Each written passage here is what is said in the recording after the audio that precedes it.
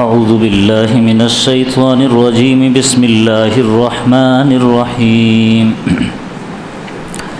یا ایہا الذین آمنوا لا تقدموا بین یدی اللہ ورسولہ واتقوا اللہ ان اللہ سمیع علیم یا ایہا الذین آمنوا لا ترفعوا اصواتکم فوق صوت النبی ولا تجهروا له بالقول كجهر بعضكم لبعض أن تحبط أعمالكم وأنتم لا تشعرون إن الذين يغضون أصواتهم عند رسول الله أولئك الذين امتحن الله قلوبهم للتقوى لهم مغفرة وأجر عظيم إن الذين ينادونك من وراء الحجرات أكثرهم لا يعقلون ولو أنهم صبروا حتى تخرج إليهم لكان خيرا لهم والله غفور رحيم۔ محترم بزرگوں اور عزیز دینی اور ایمانی بھائیوں، آج الحمدللہ 27واں پارہ مکمل ہوا۔ آج کی تراویح میں مختلف صورتیں پڑھی گئی، سب کی تفسیر یہاں مختصر وقت میں بڑا مشکل ہے، اس لیے آج ہم ایک سورہ کو سمجھیں گے اور اس سورت کا نام ہے سورۃ الحجرات۔ حجرتن کی جمع حجرات، جس کے معنی ہے روم کے۔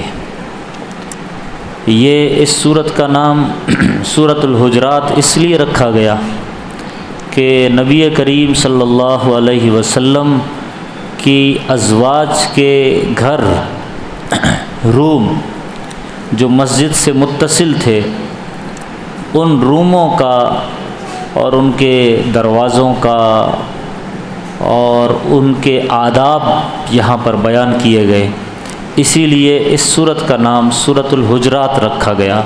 حجرات مینس روم، کمرے۔ اب ظاہر ہے کہ نبی صلی اللہ علیہ وسلم کے حجرے، آپ کے روم، ہم تو اس کا تصور بھی نہیں کر سکتے کہ کس طرح رہے ہوں گے وہ کچے روم۔ کیا وہ ایک ایسی دیوڑی، وہ ایک ایسی پناہ گاہ، وہ ایک ایسا عارضی سرائے خانہ جس میں انسان تھوڑی مدت کے لیے آرام کرتا۔ ظاہر ہے وہاں ٹھاٹ باٹ کی کوئی چیزیں نہیں تھی، کچی دیواریں، کچی چھت، کھجور کے چھتوں سے بنائی ہوئی چھت۔ سب سے پہلے جو آپ کا روم تھا، حضرت عائشہ صدیقہ رضی اللہ تعالی عنہ کا سب سے پہلا روم، پھر اس کے بعد حضرت سودا کا، حضرت حفصہ رضی اللہ تعالی عنہ کا روم، اور اس کے بعد پھر حضرت ام سلمہ کا روم، اور اس کے بعد ام حبیبہ اور دیگر ازواج مطہرات کے روم بنے ہوئے تھے۔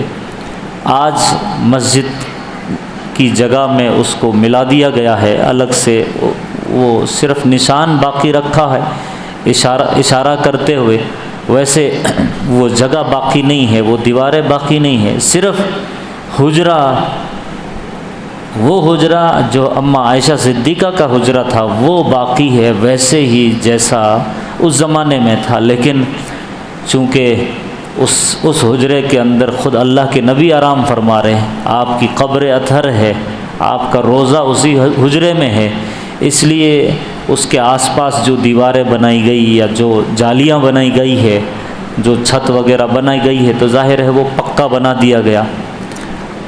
لیکن جہاں آپ کی قبر اطہر ہے یا روضہ یا مقدسہ ہے، یہ وہ جگہ ہے جہاں اما عائشہ صدیقہ کا روم تھا، وہ حجرہ تھا۔ یہ سورہ مدینہ منورہ میں نازل ہونے والی سورہ ہے۔ اس سورت میں اللہ تبارک و تعالیٰ نے سب سے پہلے اللہ کے نبی کے آداب بتائے۔ نمبر 2، صحابہ کرام کا مقام اور مرتبہ سمجھایا، پھر ایک خاص جو ایمان والے رہتے ہیں ان کا تذکرہ کیا گیا۔ خاص ایمان والوں سے مراد اس زمانے کے صحابہ کرام اور اس زمانے کے جو پکے سچے ایمان والے ہیں وہ مراد لے سکتے ہیں۔ اور پھر اس کے بعد تقریباً 11ویں آیت سے اللہ تبارک و تعالیٰ نے عام ایمان والوں کے آداب بیان کیے گئے۔ یہاں آداب بیان کیے جا رہے ہیں کہ آپ نے ہر ایک کے ساتھ رہنا کیسے ہے، زندگی گزارنا کیسے ہے۔ تو پہلے نبی کے آداب، پھر خاص ایمان والوں کے آداب، پھر عام ایمان والوں کے آداب، اور آخر میں تمام انسانیت کے آداب، یعنی اس میں مومن مسلم نہیں ہے، سب جنرل تمام انسانوں کے آداب۔ اور پھر اس کے بعد آخر میں جو ایمان والے ہیں ان کو ایک خاص نصیحت کی گئی۔ تو کیا ہے، ہم ایک ایک مضمون کو سمجھتے ہیں۔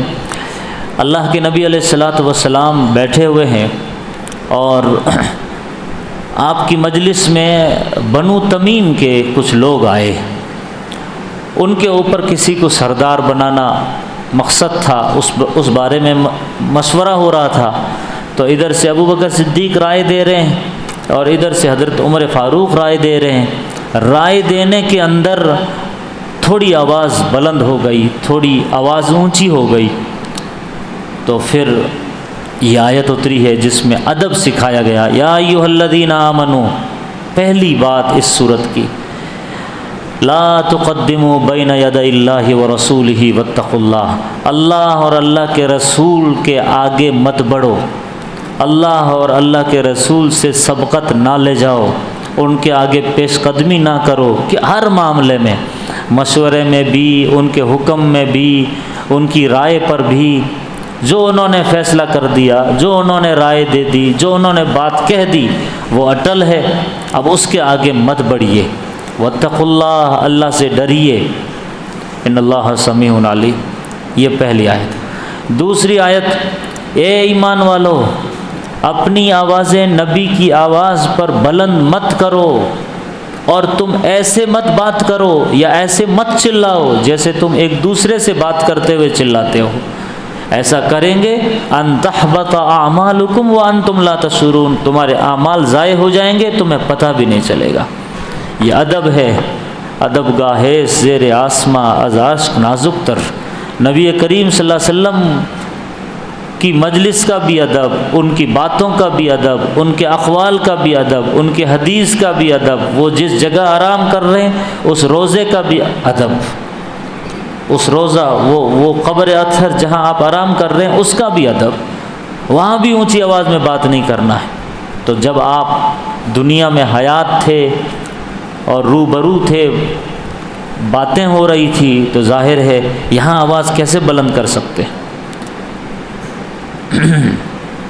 اب تیسری بات فرما رہے ہیں، اے لوگو، اپنی آوازیں پست رکھو رسول کے پاس۔ اولئک الذین امتحن اللہ قلوبہم للتقوی، بے شک جو لوگ اپنی آوازیں پست رکھتے ہیں اللہ کے رسول کے پاس، یہ وہ لوگ ہیں جن کے دلوں کو اللہ نے تقوی کے اعتبار سے آزما لیا ہے، ان کا اگزام ہو چکا ہے، وہ آزما جا چکے۔ صحابہ کرام مراد ہیں کہ جو لوگ اپنی آوازیں پست رکھتے ہیں، نیچی رکھتے ہیں، ادب سے بات کرتے ہیں، ظاہر ہے یہ وہ لوگ ہیں جن کے دلوں کو اللہ نے تقوی کے لیے آزما لیا۔ لہم مغفرۃ و اجر عظیم، ایسے لوگوں کے لیے بڑی مغفرت ہے، بڑی اجر عظیم ہے۔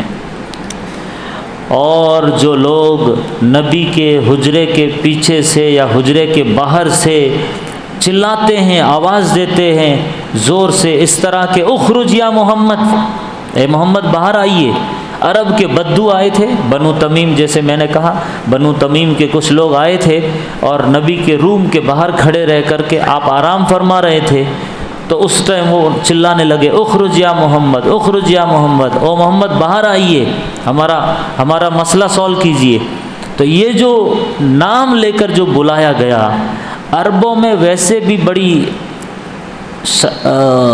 ادب بہت تھا، رسپیکٹ بہت تھی، اسی لیے آپ دیکھیں گے کہ عربوں میں ایک انسان کے دو نام ہیں، کنیت جسے بولتے کنیت، جیسے اللہ کے نبی کا نام محمد صلی اللہ علیہ وسلم محمد نام ہے، تو آپ کی کنیت ہی ابو القاسم، تو یا ابو القاسم، یہ ادب کے نام نہیں لیتے تھے۔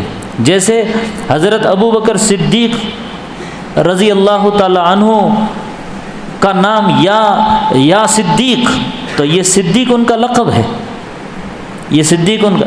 عمر فاروق یا فاروق، تو فاروق ان کا لقب ہے، عمر ان کا نام ہے۔ ایسے ہی حضرت امام حسین کا نام حسین ہے، لیکن شبیر کہہ کر بلاتے تھے۔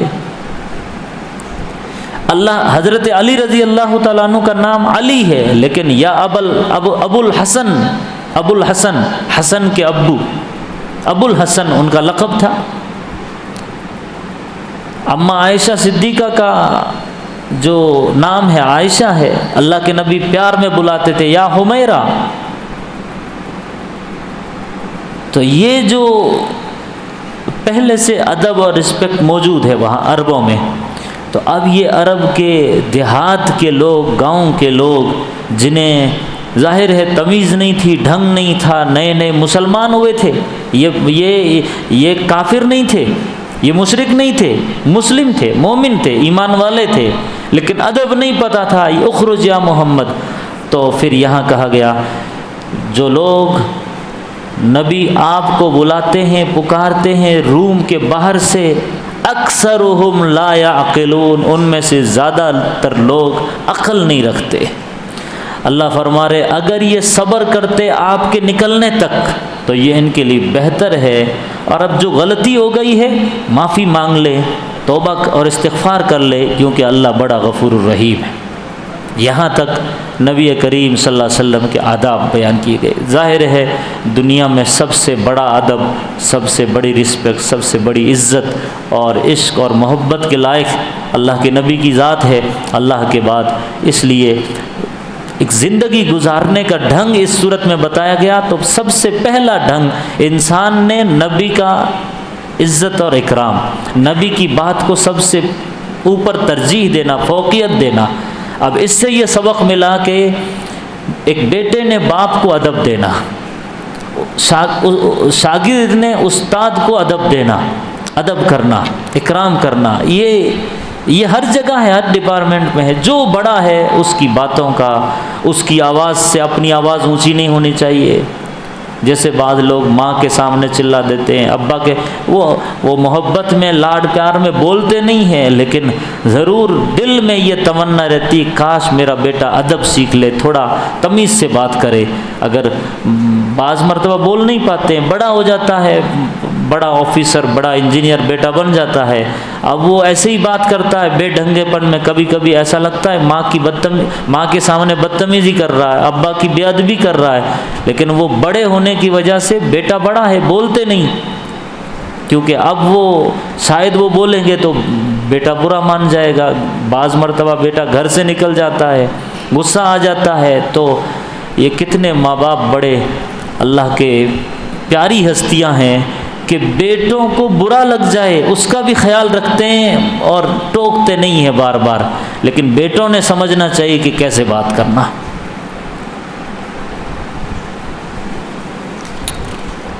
اب یہاں سے آگے ایک اور ٹاپک شروع ہو رہا ہے جس کا پس منظر یہ ہے کہ غزوہ بنی المصطلق سے واپسی کے بعد ایک علاقہ فتح ہوا تھا، مصطلق وہ جگہ کا نام ہے، تو وہاں سے واپس آئے تو حضرت حارث وہ سردار ہیں، نبی کے پاس آئے اور فرمایا کہ آپ فلاں تاریخ کو زکوٰۃ وصولنے کے لیے اپنا نمائندہ، اپنا قاصد بھیج دیجئے، تو ہم سب سے جمع کر کے ان کے پاس وہ زکوٰۃ کی اماؤنٹ دے دیں گے۔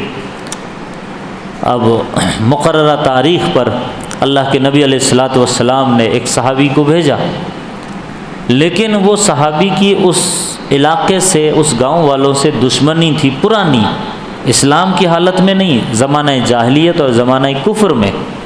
اب انہیں لگا کہ وہ کہیں وہ دشمنی یاد آ گئی تو یہ تو مجھے ماریں گے، تو ڈر کے واپس آ گئے۔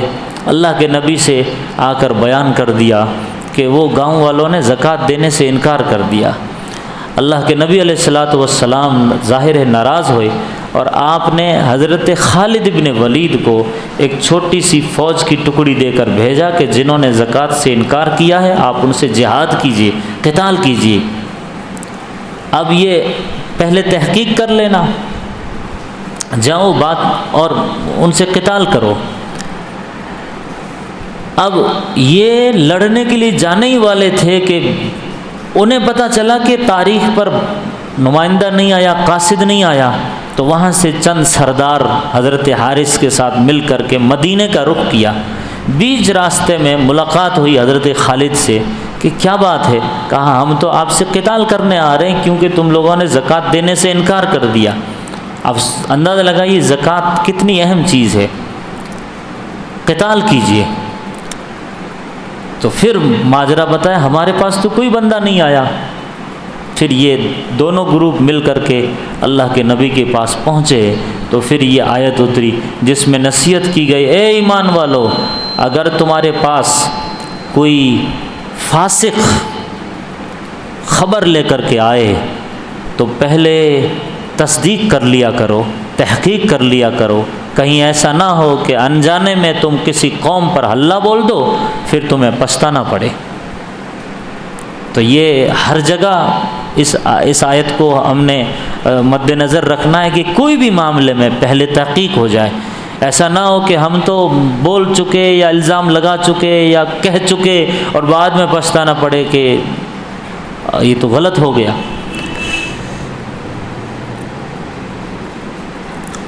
اور اب آگے اللہ تبارک و تعالیٰ فرما رہے ہیں، جان لو تمہارے درمیان اللہ کے رسول موجود ہے، اگر وہ تمہیں کسی بات کا پابند بنائیں، اطاعت کا حکم کریں تو پھر تم نے اس کو ماننا ہے۔ اللہ تبارک و تعالیٰ نے تمہارے اندر ایمان کو محبوب کر دیا ہے، رچا دیا ہے، بسا دیا ہے، اور تمہارے دلوں کو ایمان کے لیے مزین کر دیا ہے، اور تمہارے دلوں سے کفر کو دور کر دیا ہے۔ کفر تمہارے نزدیک بڑی ناپسند چیز ہے، فسوق اور عصیان گناہ کا کام تمہارے نزدیک بڑی ناپسندیدہ چیز ہے، اور یہ وہ لوگ ہیں جو صحیح راستے پر ہیں۔ یہ اللہ کی طرف سے بڑا فضل اور نعمت ہے، اللہ جانتا ہے حکمتوں والا۔ یعنی صحابہ کرام کا مقام اور مرتبہ سمجھا رہے کہ جو نبی سے بیعت ہوتے ہیں، آپ کی مجلس میں آتے ہیں، غلطیوں سے توبہ تائب ہو جاتے ہیں، پھر ان کا حال یہ ہے کہ ان کی نظر میں ایمان ہی سب کچھ، ایمان ان کے دلوں میں رچ گیا، بس گیا، محبوب بن گیا۔ اب ایمان کے بعد کوئی چیز انہیں اچھی نہیں لگتی، ایمان ہی سب ان کی نظر میں محبوب ہے۔ کفر سے انہیں گھن ہے، فسوق سے انہیں گھن ہے، گناہوں سے انہیں نفرت ہو چکی ہے۔ یہ کس کا مقام ہے؟ یہ صحابہ کرام کا مقام، فضلا من اللہ، اولئک هم الراشدون، یہ رشد و ہدایت والے لوگ ہیں۔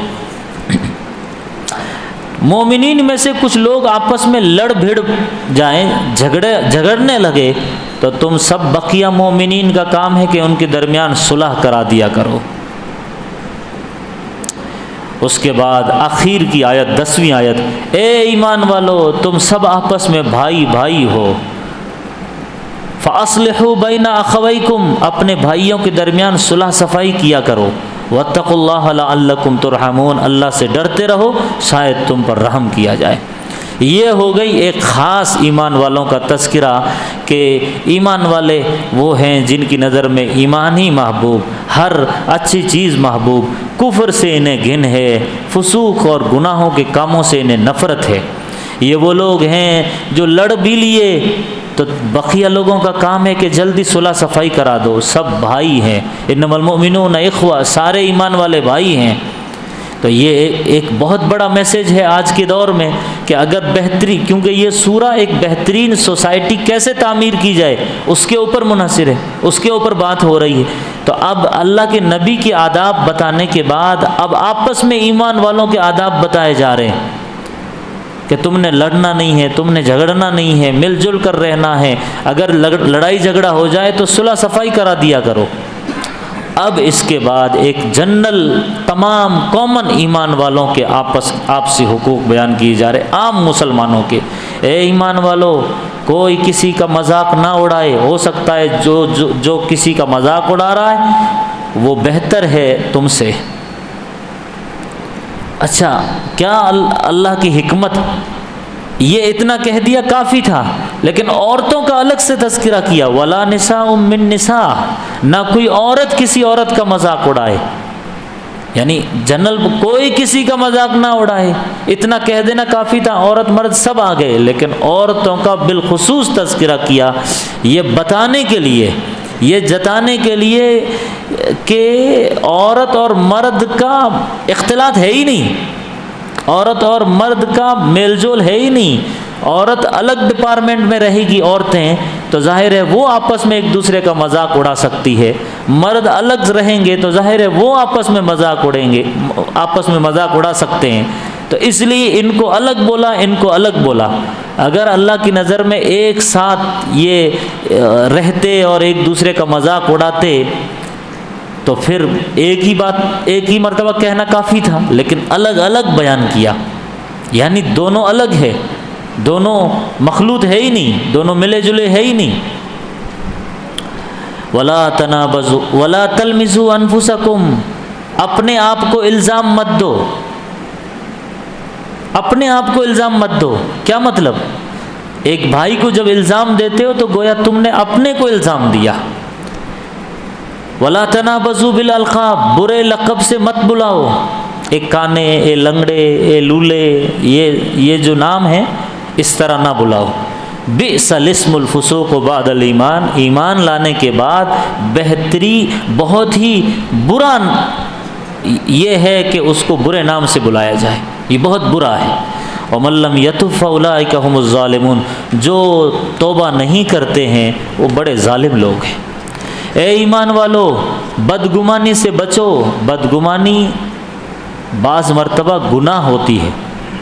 ولا تجسسوا، جاسوسی مت کرو، کسی کی ٹوہ میں مت لگو، عیب تلاش مت کرو، برائیوں کو زوم کر کے نہ دیکھو، جاسوسی نہ کرو۔ لا یغتب بعضکم بعضا، کوئی کسی کی غیبت نہ کرے۔ کیا تم میں یہ آپ پسند کرو گے کہ اپنے بھائی کے اپنے مردار بھائی کا گوشت کھاؤ؟ ظاہر ہے تم اسے ناپسند کرو گے، تو غیبت کو بھی ناپسند کرو۔ اللہ سے ڈرتے رہو، اللہ بے شک توبہ کو قبول کرنے والا، رحم کرنے والا۔ یہاں تک ایک عام انسانوں کا تذکرہ کیا۔ اب اللہ تبارک و تعالی پوری انسانیت کے آداب بیان کر رہے ہیں۔ اس طرح اے ایمان والو، تم کو ہم نے ایک ماں باپ سے پیدا کیا، مرد اور عورت سے پیدا کیا، اور تمہارے الگ الگ قبیلے خاندان اس لیے بنائے تاکہ تم پہچان سکو ایک دوسرے کو۔ یہ الگ الگ قبیلے خاندان اس لیے نہیں ہے کہ تم آپس میں بڑائی جتاؤ، فخر کرو، گھمنڈ کرو کہ میں فلاں ہوں، میں شیخ ہوں۔ اگر یہ ایمان والے کرتے ہیں تو بھی برا، اور اگر کوئی غیر ایمان والا کرتا ہے تو بھی برا۔ یہ سورہ سب کے لیے ہے۔ کیا غضب کی آیات ہے!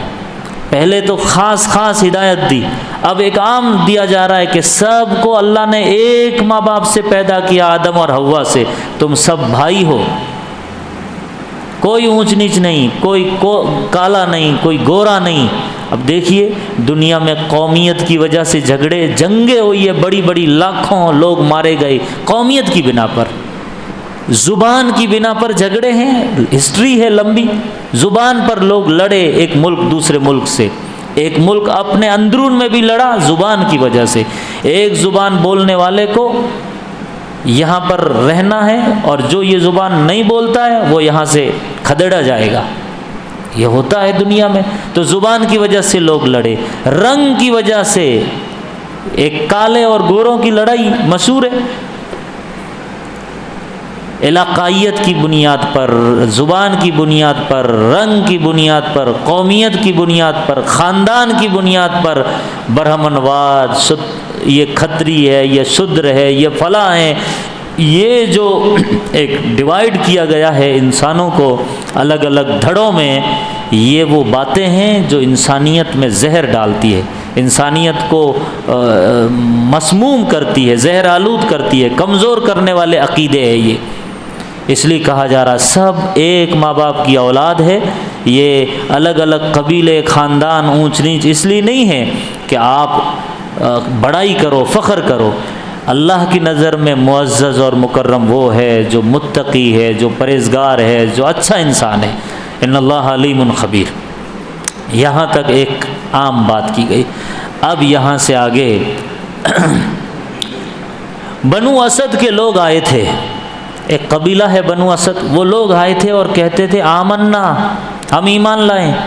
کچھ دیہاتی کہتے ہیں ہم ایمان لائیں۔ اللہ فرما رہے ان سے کہہ دو تم ایمان نہیں لائے ہو، بلکہ کہو اسلمنا، ہم اسلام قبول کیے ہیں، ابھی ایمان ابھی دلوں میں نہیں اترا ہے۔ اللہ بول رہے ہیں اسلام الگ چیز ہے، ایمان الگ چیز ہے۔ یہاں یہ سمجھایا جا رہا، جو لوگ کہہ رہے ہیں ہم ایمان لائے ہیں ان کو بولو ایمان نہیں لائے ہو، تم ابھی مسلمان ہوئے ہو۔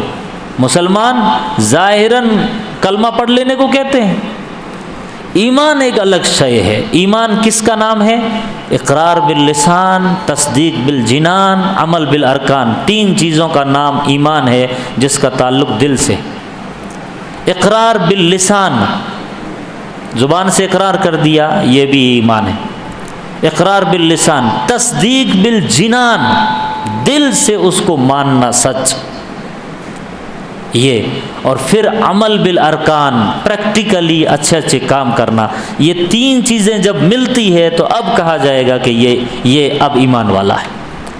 جب تک ادھر نہیں ہے، صرف زبانی دعوے ہیں یا کچھ کام کر لیتا ہے تو وہ مسلم ہے، ایمان والا نہیں ہے۔ اس لیے کہا جا رہا یہ جو گاؤں والے دیہاتی لوگ کہتے ہیں ہم ایمان لائیں، کیوں؟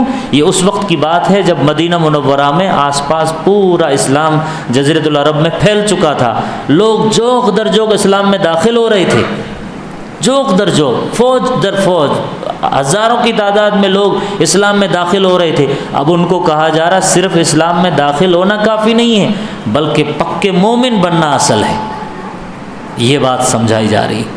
اسی لیے دیکھو اذا جاء نصر اللہ جو آیت ہے، سورہ ہے، وہ جب اتری جس میں کہا جا رہا ہے کہ لوگ فوج در فوج دین اسلام میں داخل ہوں گے، ایک زمانہ آئے گا، فوراً اس صورت کی تفسیر میں اللہ کے نبی نے یہ بھی ارشاد فرمایا ایک زمانہ آئے گا کہ فوج در فوج لوگ اسلام سے نکلیں گے۔ کون نکلیں گے؟ ظاہر ہے جن کے دلوں میں ایمان حقیقی معنی میں نہیں ہوگا، وہ لوگ مرتد ہو جائیں گے۔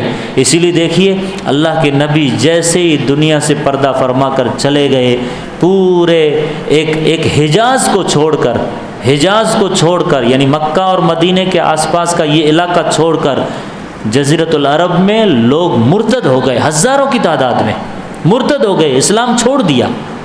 ظاہر ہے یہ وہ لوگ تھے جنہوں نے پہلے دعویٰ تو کر لیا، ایک ہوا چلی اسلام کی تو سب اسلام قبول کر لیے، لیکن جیسے ہی نبی دنیا سے پردہ فرما کر چلے گئے ہزاروں لوگ مرتد ہو گئے۔ پھر اس وقت ابو بکر صدیق نے کہا تھا میں ان سے قتال کروں گا، آینقص الدین وانا حی، یہ ان کا جملہ ہے، تاریخ میں ریکارڈ ہے کہ دین میں کوئی کمی آ جائے اور میں زندہ ہوں یہ ہونے نہیں دوں گا۔ اینقص الدین وانا حی، یہ بہت بڑا ٹائٹل ہے۔ علی میاں ندوی رحمۃ اللہ علیہ، جو شیخ ابو الحسن علی حسنی ندوی جنہوں نے دارالعلوم ندوۃ العلماء کی بنیاد ڈالی، جب شاہ فہد ایوارڈ مل رہا تھا ان کو، بادشاہ نے جو ایوارڈ دیا تھا شاہ فہد ایوارڈ ان کو دیا گیا آکسفورڈ یونیورسٹی کے اندر، تو پھر ان کو جو ایک تمغہ دیا گیا، ایک ٹرافی دی گئی، تو اس ٹرافی پر لکھا تھا اینقص الدین وانا حی، کیا دین میں کمی آ جائے اور میں زندہ رہوں۔ یہ اس کی مصداق تھے علی میاں ندوی، اسی لیے ان کا لقب پڑا مفکر اسلام، اسلام کی فکر کرنے والے۔ تو عرب عجم سب لوگ عزت دیتے تھے، وہ بڑی فکر کرتے تھے امت کی، 1000 سے زیادہ کتابیں لکھی۔ تو یہ بولا تھا اس زمانے میں جب نبی کو دفنایا نہیں گیا ہے، ابھی آپ کو قبر میں ڈالا نہیں گیا، اس وقت انہوں نے بولا تھا اینقص الدین وانا حی، کیا دین میں کمی آ جائے اور میں زندہ رہوں؟ یہ ہونے نہیں دوں گا۔ فوراً ابھی جنازے کی ترتیب بن رہی ادھر، اور آپ نے ایک قافلے کو جو روانہ ہو چکا تھا نبی کے چند دن پہلے، حضرت اسامہ کا لشکر، حضرت اسامہ کی اس وقت عمر 18 سال۔ اسامہ کون ہے؟ حضرت زید کے بیٹے۔ زید کون ہے؟ نبی کے منہ بولے بیٹے۔ تو 18 سال کی عمر ہے۔ نبی نے اپنی وفات سے 3 دن پہلے وہ قافلے کو بھیجا تھا یمن کی طرف۔ تو پھر اس قافلے کو حکم دیا کہ اب تم نے جانا ہے، جو لوگ مرتد ہو گئے ہیں ان سے قتال کرنا ہے، رکنا نہیں ہے، واپس نہیں آنا ہے۔ تو ایمان اور اسلام الگ الگ شے ہے، یہاں پر سمجھایا گیا۔ ان سے کہیے کہ تم یہ کہو کہ ہم مسلمان ہیں، ابھی تک ایمان تمہارے دلوں میں داخل نہیں ہوا ہے۔ اگر اللہ اور اللہ کی رسول کی اطاعت آپ لوگ کرتے ہو، پھر کوئی چیز میں آپ شک شبہ نہیں کرتے ہیں، تو پھر یہ ہے اصل۔ ان اللہ غفور الرحیم، بے شک جو لوگ ایمان والے ہیں۔ اب ایمان والے کون ہیں؟ حقیقی ایمان والے، ان کی تعریف کر رہا۔ ایمان والے تو وہ ہے جو اللہ اور اللہ کے رسول کو مانتے ہیں، پھر ڈاؤٹ نہیں کرتے، شک نہیں کرتے، تذبذب میں مبتلا نہیں ہوتے، اور اپنے مال و جان سے جہاد کرتے ہیں اللہ کے راستے میں، وہ ہے سچے لوگ۔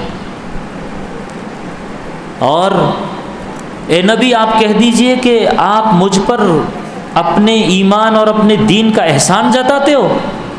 لوگ احسان جتا رہے کہ ہم مسلمان ہوئے ہیں، تو یہ احسان مت جتاؤ، بلکہ یہ اللہ نے تم پر احسان کیا کہ تم کو اسلام کی دولت سے اور ایمان کی دولت سے نوازا۔ ان اللہ یعلم غیب السماوات والارض، بے شک اللہ وہ ہے جو زمین اور آسمان کا غیب جانتے ہیں۔ واللہ بصیر بما تعملون، اللہ بہت باریک بینی سے تمہارے سارے کرتوتوں کو دیکھ رہا ہے۔ اللہ سے دعا ہے اللہ ہم سب کو قرآن پاک سمجھ کر پڑھنے کی توفیق عطا فرمائے۔